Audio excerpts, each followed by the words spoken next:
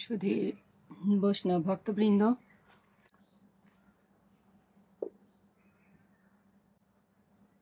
ভক্তিপূর্ণ প্রণাম রইল ভক্তচরণে। প্রণাম জানাই শ্রী গুরুদেবের চরণে।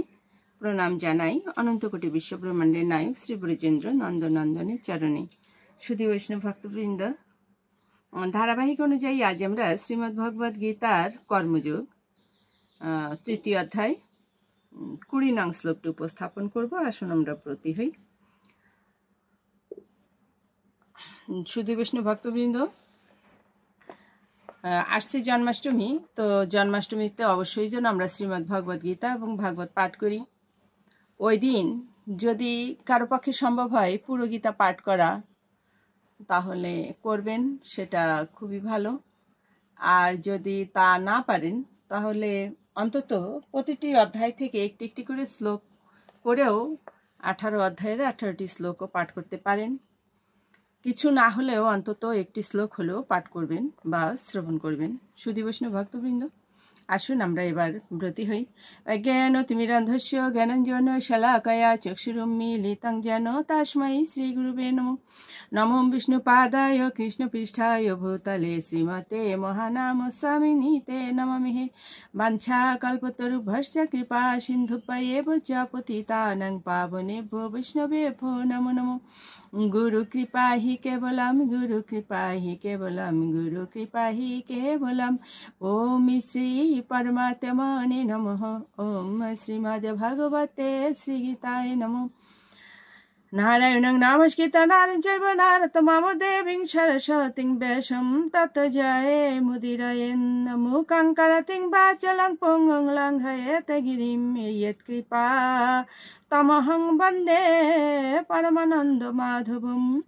ওম নমো ভগবতে বাসুদেবায়, নমো ভগবতে বাসুদেবায়। শ্রীমদ্ ভগবতে শ্রীগীতায় নমঃ, শ্রীগীতায় নমঃ।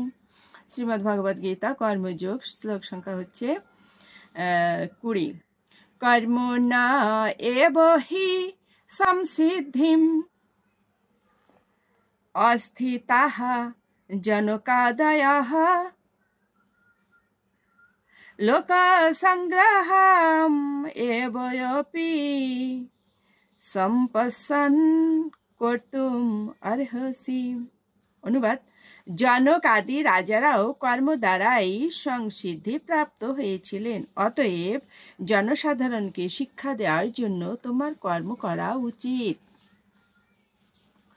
সুধী বৈষ্ণব ভক্তবৃন্দ, এখানে ভগবান কর্মযোগের পরে প্রাধান্য দিয়েছেন। অর্জুনকে বলছেন, জনক আদি অর্থাৎ যত রাজারা ছিলেন তারাও কর্ম করেই সিদ্ধিপ্রাপ্ত হয়েছিলেন, অতএব জনসাধারণকে শিক্ষা দেবার জন্য যে কর্ম আমাদের করতেই হবে, সেজন্য তোমার কর্ম করা উচিত বলছেন ভগবান অর্জুনকে।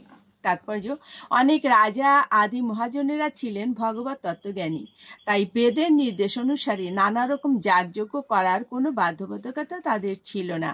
কিন্তু তা সত্ত্বেও লোকশিক্ষার জন্য তারা পুঙ্খানুপুঙ্খভাবে সমস্ত বৈদিক আচার অনুষ্ঠান করতেন।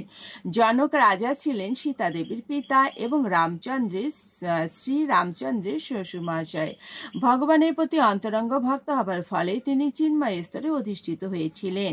কিন্তু যেহেতু তিনি মিথিলার অর্থাৎ ভারতবর্ষের অন্তর্গত বিহার প্রদেশের একটি অঞ্চলে রাজা ছিলেন, তাই তার প্রজাদের শিক্ষা দেবার জন্য তিনি শাস্ত্রোক্ত কর্মের অনুষ্ঠান করেছিলেন।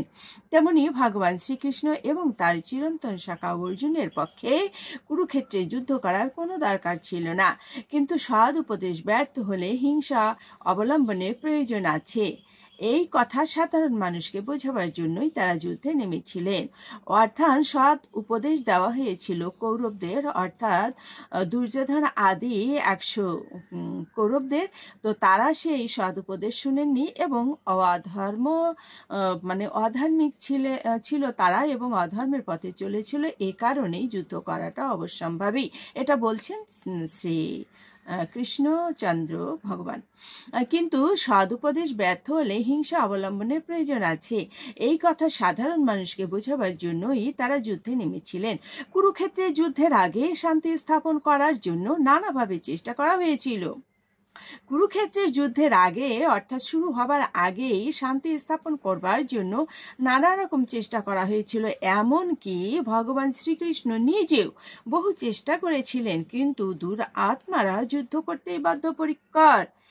অর্থাৎ দুর্যোধন কি বলেছিলেন? বিনা যুদ্ধে নাহি দেব সূচাগ্র মেদিনী, অর্থাৎ সূচের আগায় যতটুকু মেদিনী অর্থাৎ মাটি, সূচের আগায় যতটুকু মাটি ওঠে ততটুকু মাটিও যুদ্ধ ছাড়া দুর্যোধন দেবে না, এটাই বলেছিল।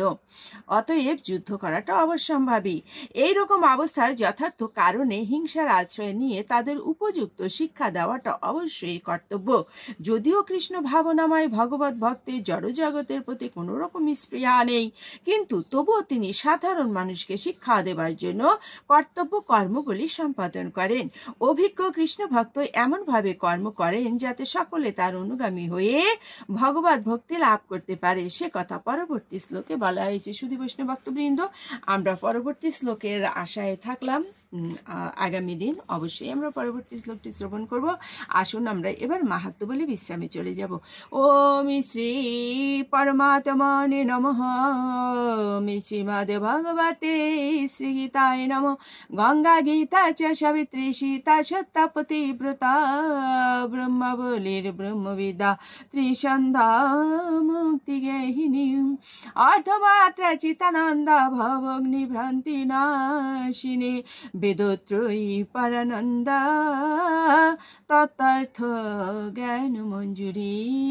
ওম তৎসৎ। ওম নমো ভগবতে বাসুদেবায়। নমো ভগবতে বাসুদেবায়। শ্রীমদ্ ভগবতে শ্রীগীতায় নমঃ।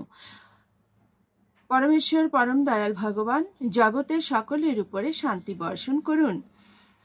সর্বভবন্ত সুখিন সর্বসন্ত নিরাময়া সর্বে ভদ্রাণি পশ্যন্ত মা কর্ষি দুঃখ ভাগ ভবেন।